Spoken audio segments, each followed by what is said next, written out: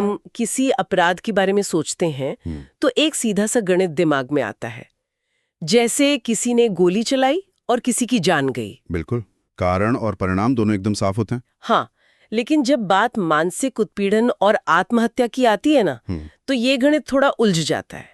आज की हमारी इस विस्तृत चर्चा का मकसद इसी उलझन को सुलझाना है। सही कहा। और आज हमारे पास अभिनव मोहन डेलकर बना महाराष्ट्र राज्य मामले की सुप्रीम कोर्ट रूलिंग के दस्तावेज हैं। हम गहराई से विश्लेषण करेंगे कि क्या किसी को लगातार परेशान करना सीधे तौर पर आत्महत्या के लिए उकसाने के बराबर है। और क्योंकि ये मामला एक जाने माने राजनीतिक व्यक्ति से जुड़ा है, तो ये स्पष्ट करना बहुत जरूरी है कि हम किसी राजनीतिक विचारधारा का समर्थन नहीं कर रहे हैं। हम सिर्फ कानूनी दस्तावेजों के आधार पर निष्पक्ष बात करेंगे। बिल्कुल।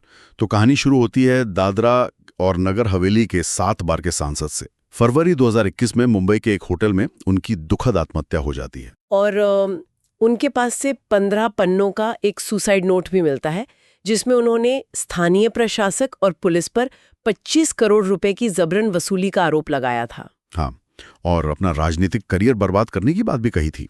अगर हम केस फाइल्स को देखें तो अगस्त 2020 के एक सार्वजनिक कार्यक्रम में उन्हें कथित तौर पर बोलने नहीं दिया गया था। और दिसंबर में भी उनका सार्वजनिक अपमान हुआ।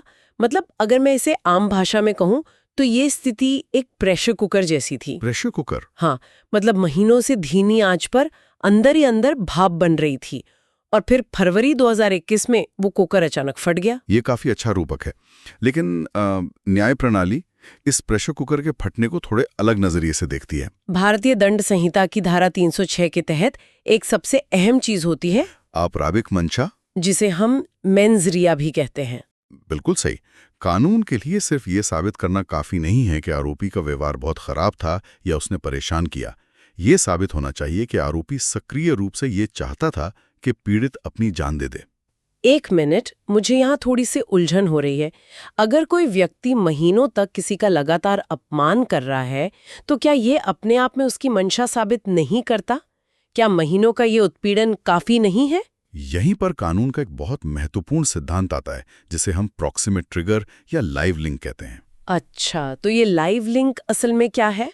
इसे ऐसे समझिए कि भले ही महीनों से बारूद का ढेर इकट्ठा हो रहा हो, लेकिन कानून उस आखिरी चिंगारी को खोजता है जिससे धमाका हुआ। मतलब आत्महत्या से ठीक पहले कोई ऐसी स्पष्ट घटना होनी चाहिए जो मौत का सीधा कारण बने? हाँ, एकदम। सिर्फ पुरानी घटनाओं के आधार पर उकसाने का आरोप तय नहीं किया जा सकता। इसे ऊंट की पीठ तोड़ने वाले आखिरी तिनके की तरह देखा जाता है। ये तो दिलचस्प है, लेकिन इसे साबित कैसे किया जाता है? इसे और गहराई से समझने के लिए सुप्रीम कोर्ट ने दहेज मृत्यु के कानून का उदाहरण दिया है, जो कि आईपीसी की धारा 304B है। जो कि भारत के सबसे सख्त कानूनों में से एक है। बिल्कुल, उस सख्त कानून में भी ये शर्त होती है कि क्रूरता मृत्यु से ठीक पहले हुई हो। तो अदालत का तर्क था कि अगर इतने सख्त कानून में तात्कालिक ट्रिगर चाहिए, तो सामान्य मामलों में ये और भी जरूरी है। समझ गई। लेकिन उस 15 पन्नों के सुसाइड नोट का क्या हुआ? उसमें तो प्रशासक और पुलिस वालों के साफ साफ नाम लिखे थे ना?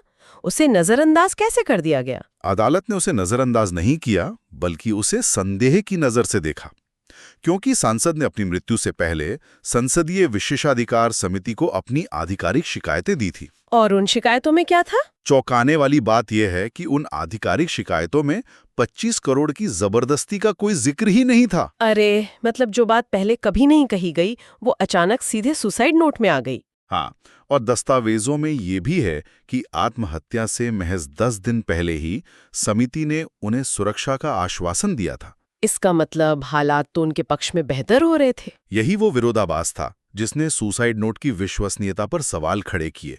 इसी लाइव लिंक की कमी के कारण सुप्रीम कोर्ट ने बॉम्बे हाईकोर्ट के फैसले को सही ठहराया, जिन्होंने सीआरपीसी की धारा 482 के तहत इस एफआईआर को रद्द कर दिया था। एकदम सही। अब अगर हम इसे आम जिंदगी से जोड़कर देखें तो इसका बहुत बड़ा व्यावहारिक प्रभाव है। मतलब अगर किसी दफ्तर में बॉस से तीखी बहस हो जाए और कोई सुसाइड नोट में उनका नाम लिख दे, तो क्या पुलिस सीधे गिरफ्तार करके मुकदमा चला सकती है? नहीं, सीआरपीसी की धारा 482 हाई कोर्ट को यह विशेष शक्ति देती है कि वो ऐसी आधारहीन एफआईआर को रद्द कर सके। तो संदेश साफ है कि केवल सुसाइड नोट में नाम होने या खराब व्यवहार के कारण धारा 306 लागू नहीं होती। उकसाने की मंशा और तात्कालिक ट्रिगर अनिवार्य है। बिल्कुल, सुसाइड नोट को हमेशा अंतिम सत्य नहीं माना जा सकता, खासकर जब वो पिछले आधिकारिक रिकॉर्ड से मेल ना खाता हो। ये वाकई आंखें खोलने वाला है। कानूनी नजरिए से प्रेशर कुकर का फटना तब तक अपराध नहीं है जब तक कि ये साबित न हो जाए कि किसी ने जानबूझकर उस आखिरी सीटी को बंद किया था। बहुत ही सटीक तरीके से आपने इसे संक्षेप में बताया। लेकिन अनशेन, इस पूरी चर्चा के बाद मेरे मन में एक विचार जरूर आ रहा है। यदि हमारा कानून हमेशा एक आखिरी चिंगारी या तात्कालिक ट्रिगर की ही मांग करता है, तो न्याय प्रणाली इंसान के उस धीमे, अदृश्य मनोवैज्ञानिक पतन को कैसे मापेगी? ये एक बहुत ही गहरा सवाल है। हाँ, उस दर्द को न्याय कैसे मिलेगा जिसका कोई एक अंतिम विस्फोटक क्षण नहीं होता, बल्कि जो महीनों तक चुपचाप सुलगता रहता है। ये एक ऐसा सवाल है जो हम सबको कानून और मानवीय संवेदनाओं के बीच की खाई पर सोचने को मजबूर करता है।